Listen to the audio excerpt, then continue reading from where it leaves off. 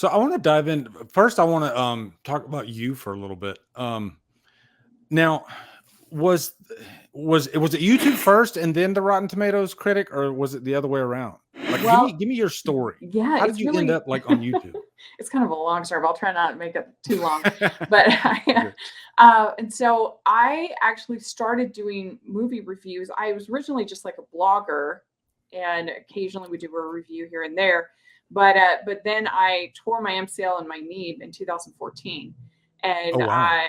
so I couldn't really move very much. I was like, I need something to do, and I'd always wanted to review the Disney canon, and so I decided to do that. And that's why originally my movie review site was called 54 Disney Reviews, because at the time there were 54 canon films. That was all I was going to do. And I started writing about film, and I really enjoyed it. And people seemed to enjoy my writing, and so I just Hmm. kept at it and moved beyond. I was terrible at SEO at the beginning because I would start different things for different reasons, give them all different names. It was a mess. But then I started writing for a site called Rotoscopers, which is an animation site, because I've always loved animation. Yeah. And then I actually started my channel. I was doing unboxing videos randomly, and Hmm. and I did a couple DVD reviews, and I enjoyed that. And I was just trying to expand my skill set, learn how to edit, learn how to do different things, because I thought it would help since I work in marketing for my primary job. And so I was doing that, and the people at Rotten Tomatoes, this is now going all the way up to 2019. People at Yeah. Rotten Tomatoes found my work for Rotoscopers. They liked my writing. They were looking for female critics. And so Wow. they reached out to me. I never applied.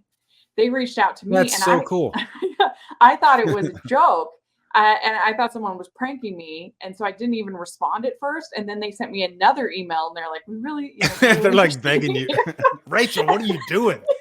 And then and then I googled it, and I was like, "Oh, this is really a person that works around tomatoes." Yeah. And so then I responded, and I had also started doing podcasts to get, I think it was 2015, to get ready for Force Awakens.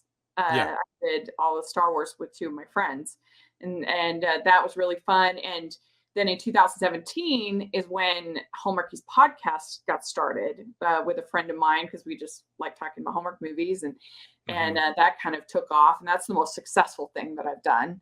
And so that kind of became its own thing, and everything just kind of evolved. And there's something I would do that people would like, and so then I'd pursue that. And last year I started 2021 actually, I started really going to a lot of live local theater to try to support the arts. And then I ended up started writing theater reviews, and now I'm a member of the Association of American Film Theater Critics.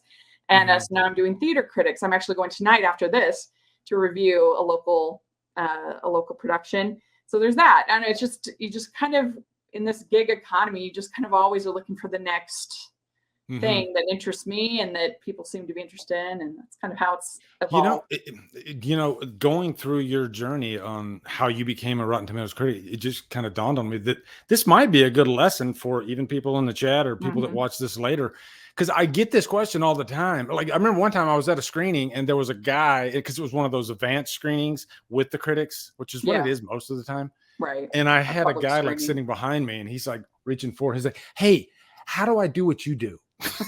And I was like, how do I answer this? Yeah, It's not the, you could give them the quick and easy answer, but there's 10 different ways I would yeah, think. And that's like true. what you just told me, them reaching out to you wouldn't be my first guess, you know? Yeah. Um, Well, yeah, and sometimes I do feel a little bit of imposter syndrome because yeah, I didn't do the application. I didn't, they came to me, but I know that I did put in the work. yeah. I know the quality of my writing, the quality of my critique is there. So I have to kind of remind myself that sometimes, especially when some of my friends have struggled so much to get, on Rotten Tomatoes, and here it Hmm. was just kind of handed to me. But I think everybody, if you're working hard enough, some luck will find you. Well, I think that's the lesson. You just said it. You put in the work, and I don't care what you're doing in life. If you want to Yeah. be successful, 99% of the time, you got to really work at it, and it's usually a long road. And I'm sure Yeah. before they reached out to you, you were probably in the middle of that journey for years, I would Yeah. think. Yeah. And eventually they noticed you. So I'm Yeah, not like I said, I surprised. started 2014 writing the reviews, and I got added to Rotten Tomatoes in 2019. Yeah. So yeah. Now, if I could share, I guess the way I got in there was I had been in YouTube for a few years at the time, and my wife actually said, you should get certified, like Rotten Tomatoes certified. And I was like, I can do that. I was like, that's impossible, and I would look at Rotten Tomatoes reviews, and you would see it as this like mountain upon high. And Mhm. she was like, I'll help you write out a letter. And, you have the minimum amount of subscribers to do it. And so she submitted a letter, long story short. And then next thing you know, I got accepted. And I was like, wow, this is weird. Yeah. Because I'm pretty much a horror reviewer, but it doesn't really matter what type of movies you review. Rotten Tomatoes, they want, people that love to talk about film, that truly love film. It doesn't really matter the genre. So Yeah. it's kind of interesting how everybody has kind of a different story. And like you said, there's so many people that have applied and didn't, they didn't get accepted, but I've known people that have applied, didn't get accepted. And then they just kept doing it. And then eventually they did get accepted. Yeah. So yeah, it's pretty cool. Now Yeah, I you wanted just to gotta ask you keep about, working at it. yeah, I exactly. mean, I went for years before. The biggest advantage that Rotten Tomatoes gives you is that it's more likely you'll be accepted into the press list of your local screeners. And Yeah. because I went for years where I did that public advanced screening game, Yep. where every week you look for what's going, and then you enter the raffles, and then I'd have to go into Salt Lake to get the tickets, and then I'd have to show up like 2 hours early because they give out more tickets than they had spots, and play. I mean, I hustled for years, Yeah. there was only one movie that I had a ticket for that I didn't end up getting into, which is, it's kind of funny. Is the second Ninja Turtles, Michael Bay Ninja Turtles movie. So I don't think I missed too much, but there was a lot of tense moments where I was close to the end. I remember for Wonder Woman, I almost didn't get in, and then one of the screener people Yeah. was like, it gave me the last spot, and I think I gave her a big hug. I was like, Well, I mean, you because kind of teed me right up there too, because once you get the certification, that doesn't mean you can automatically you can go to screenings. That's yeah, you have another to.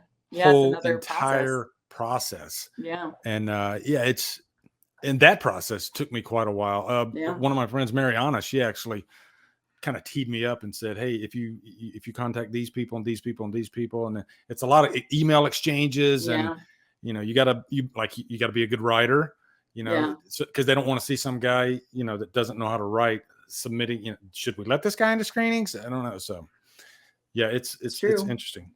Yeah. Now, It as far also as your, took me. Oh, sorry. no, go ahead. It also took me 2 years to get into our local Utah Film Critics Association group. The first Yeah. time I applied, they said, because I cover Hallmark and I cover a lot of animation, they thought I was just like only a family films person. Yeah. And so they actually rejected me that first time. And so then the next, I had to kind of show that, no, I cover Sundance every year. I cover adult content, not just animation, not just Hallmark. So you can't give up. What's up, guys? You are at the end of the DDLive clip. What I do is I like to clip these out if I think the topic is important or something that's newsworthy. So thank you for watching. And if you want to watch more, you can go over here. You can go over here, click on one of those. And hopefully I can do this for 20 seconds, which I think I did. Okay, so yeah, thanks for watching, guys.